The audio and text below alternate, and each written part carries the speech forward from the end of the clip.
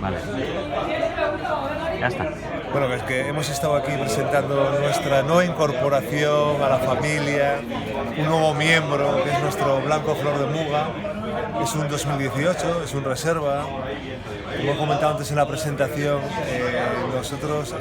solíamos hacer blancos de la década del 70, del 80, blancos envejecidos, blancos de crianza, blancos de reserva. Un concepto de un poco distinto porque era un punto más oxidativo, muy finos, muy elegantes, muy complejos, pero sí que es verdad que en ese momento ese tipo de vinos igual no se apreciaba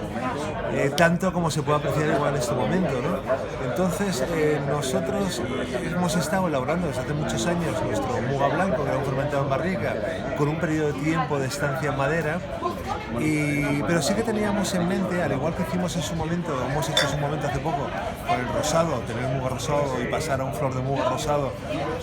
gama un poquito más alta, premium, etcétera, un poquito más graso, un poquito más